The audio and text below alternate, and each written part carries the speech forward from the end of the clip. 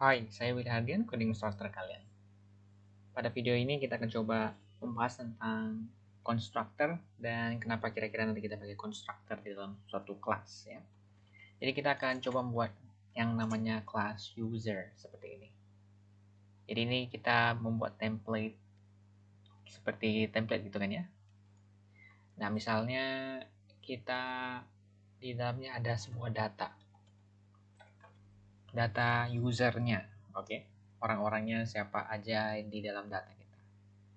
Nah, kemudian kita ingin untuk melakukan print data tersebut ya. Nah, datanya misalnya sudah ada isi deh. Nah, misalnya gitu ya, ada nama-nama orangnya misalnya. Seperti ini. Kemudian kita akan melakukan print out data-datanya ke konsol kita. Oke, untuk melakukan print out-nya itu bagaimana? Tidak boleh langsung seperti ini ya. Jangan langsung seperti ini. Nih, jangan ya. Di dalam kelasnya harus taruh di dalam function terlebih dahulu. Supaya apa? Supaya ini dijalankan ketika functionnya dieksekusi. Kalau misalnya seperti ini, nantinya malah tiba-tiba tereksekusi. Contoh ya.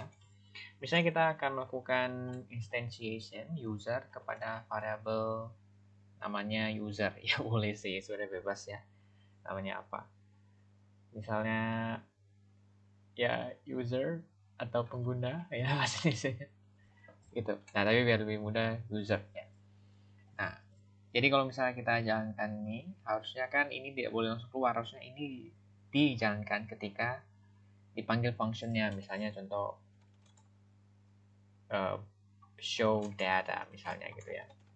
Jangan lupa kalau misalnya kita membuat function di dalam class, kita menggunakan self kan ya. Nah, ini baru yang benar. Kenapa seperti ini yang benar? Karena show data baru dijalankan kalau kita panggil show datanya. Seperti ini. Ya. Kita lupa sesuatu ya. Oh, kita lupa self di sini ya. Self dan juga self untuk mengakses data kita sendiri. Ini for loop-nya kegunaan untuk apa? Kita mengakses datanya satu persatu kan ya. Kita dapatkan jumlah datanya menggunakan len function ada 3 buah, kemudian kita ulang sebanyak 3 kali, habis itu kita print 1, 0, 1, 2 gitu. Karena range kan default starting number-nya mulai dari 0. Nah, ini baru dia yang clue. Ini yang kita harapkan ya. Jadi kalau misalnya for loop-nya taruh di luar langsung seperti itu tadi, jadinya ini bukan template lagi. Template itu kan dijalankan ketika mau digunakan kan ya. Jadi harusnya ini baru dijalankan kalau kita panggil show data.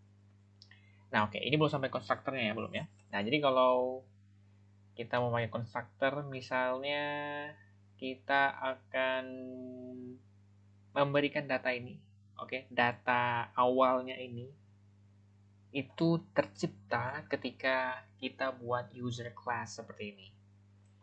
Oke, jadi setiap kita menggunakan ini, kita akan mendapatkan data default ini, data bawaan ini, dummy datanya. Oke. Jadi misalnya kita membuat satu function namanya adalah dummy data. Bebas ya nama functionnya apa ya. Dummy itu maksudnya berarti data bohongan gitu ya. Oke. Data coba-coba aja, data-data testing aja. Misalnya kita akses datanya, lalu kita menggunakan open function karena ini pakai list kan ya. Nah, jadi kita tambahkan data tersebut. Dan band sama clay itu kan ya. Nah, jadi ini awal-awalnya kosong dulu misalnya. Oke, jadi dummy datanya dijalankan ketika kita panggil ya. Jadi sekarang kita coba jalankan lagi. Oke, sama aja, tidak ada perbedaan, cuman kita masukin ke dalam function biar ini otomatis berjalan ketika kita panggil function ini. Ataupun bisa juga memakai konstruktor lain baru masuk ke konstruktornya. Jadi ini misalnya ya, misal situasinya adalah kita memang mau selalu ada dummy datanya ketika kita jalankan programnya. Jadi kita bisa menggunakan satu function namanya underscore underscore init underscore underscore. Jadi inilah yang namanya constructor. Constructor adalah sebuah function yang otomatis berjalan ketika kita melakukan instantiate ini. namanya proses instantiate kan. Jadi boleh dibilang sebenarnya ini dijalankan ketika kita panggil usernya. Jadi boleh dibilang kayak gini. Nah, ini otomatis ada gitu ketika kita panggil ini, gunakan ini. Jadi initnya ngapain? Misalnya kita jalankan ini ya. Nah, gitu. Jadi kalau misalnya ini kita hapus dummy datanya, oke, cuman seperti ini doang, maka otomatis dia akan jalankan ini secara otomatis. Betul kan? Handpan play langsung ada. Kenapa? Karena dia constructor adalah function yang otomatis berjalan ketika kita lakukan instantiate. Nah, ataupun sebenarnya kita tadi udah buat fungsinya dummy data ya, jadi bisa aja panggil dummy data dong di sini ya.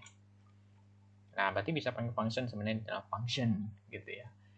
Nah, oke, seperti ini kan. Nah, kemudian di sini juga sebenarnya ada tujuannya kenapa ada buka kurung tutup kurung ya di dalam user ini. Nah, sebenarnya buka kurung tutup kurung ini adalah untuk memberikan data argumen supaya diterima di sini di dalam konstruktornya. Jadi kita bisa passing data juga seperti function umumnya ya. Passing data kayak di function ini show data. Kita bisa passing suatu data ya. Terus kita terima datanya di sini misalnya. Nah, bisa. Jadi konstruktor juga bisa lakukan seperti itu.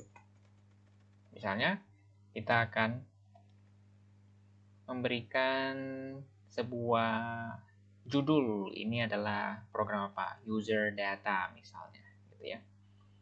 Jadi kita coba ketika kita jalankan program ini secara otomatis akan memberikan title. Nah, jadi sengaja kita akan memberikan di sini juga ya.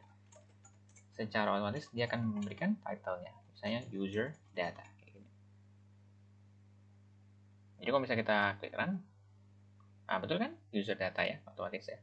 Seperti itu. Bagaimana kalau misalnya kita mau dapat user data ini dari kita define, kita memberikan datanya dari sini. Bisa juga misalnya kita memberikan data perusahaan misalnya. Jadi kalau misalnya kita terima data di sini, koma, title. Nah, kemudian kita bisa ganti ini menjadi title. Itu betulnya data perusahaan. Gitu. Itu tujuannya kita bisa memberikan data di parenthesis ini buka kurung tutup kurung, kita bisa terima data di sini. Title. Kenapa title nggak perlu self? Karena title ini bukan berasal dari kelas. Ya, ini adalah local variable doang di dalam function ini. Local variable doang. Jadi kita pakai di sini. Seperti itu. Makanya nggak perlu self. Ya. Kalau self berarti semua function bisa menggunakan variable tersebut. Karena contohnya kayak data ini adalah yang dibuat dari kelas tersebut. Nah, ini juga kita bisa buat lebih keren lagi. Misalnya belum cukup keren ya. Kita bikin function lagi, misalnya print data seperti ini. Kemudian kita menggunakan for loop, misalnya kita melakukan print data ya. Nah, print data, kita kirimkan datanya di sini title. Kemudian kita lakukan apa? Kita terima datanya dulu. Kemudian kita print title di sini. Nah, tapi nggak sesimpel ini, karena kita mau buat lebih kompleks. Misalnya kita akan melakukan perulangan seperti ini. Tujuannya untuk apa? Kita ambil jumlah hurufnya, kemudian kita memberikan ini sama dengan. Nah, apa ini tujuannya? Ya, sebenarnya hanya untuk memberikan sama dengan beberapa kali sesuai dengan jumlah hurufnya. Jadi, seperti ini. Kita melakukan sekali lagi. Nah, apa yang terjadi kalau kita gunakan ini? Outputnya akan menjadi seperti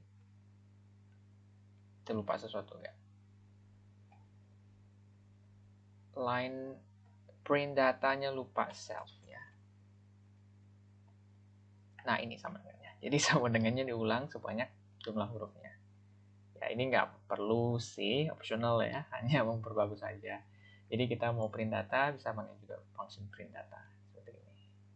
Bagaimana kalau misalnya title-nya kita nggak berikan? Kita jadi bisa memberikan data default title, misalnya user data kayak tadi ya. Jadi seandainya kalau misalnya kita nggak ada data yang kita berikan di user, maka otomatis dia memberikan variable title di sini user data. Maka title-nya diberikan di sini, kemudian diterima di sini, kemudian dipakai lagi di sini. Masuk akal? Jadi kalau misalnya kita run ya tanpa tulis apapun di sini, tetap dia berjalan normal aja. User data secara default ini adalah cara memberikan data default pada variable parameter di sebuah function. Ini function aja tanpa kelas juga seperti ini sebenarnya. Oke, jadi recap sebentar, tadi kita buat apa aja di sini. Class user data kosong, ya kan? Karena misalnya kita memberikan function namanya dummy data. Dummy data otomatis berjalan ketika kita instantiate dengan cara menggunakan function constructor. Kemudian kita bisa juga panggil show data di sini. Apakah show data mau otomatis keluar nggak? Pasti constructor. Kalau mau bisa juga taruh show data di dalam sini juga ya. Kemudian kita juga belajar bagaimana cara memanggil function di dalam function ini ya.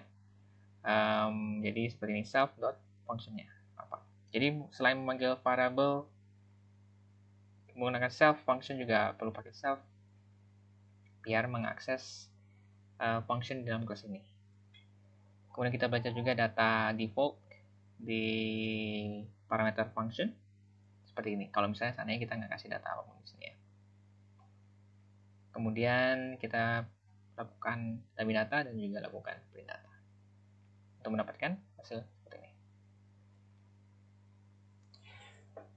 Seperti itu. Jika ada pertanyaan silahkan tinggalkan saja di komen dan juga berikan like kalau memang suka dengan penjelasan seperti ini. Kalau belum jelas, tenang aja karena tinggal kamu kasih komen aja. Thank you.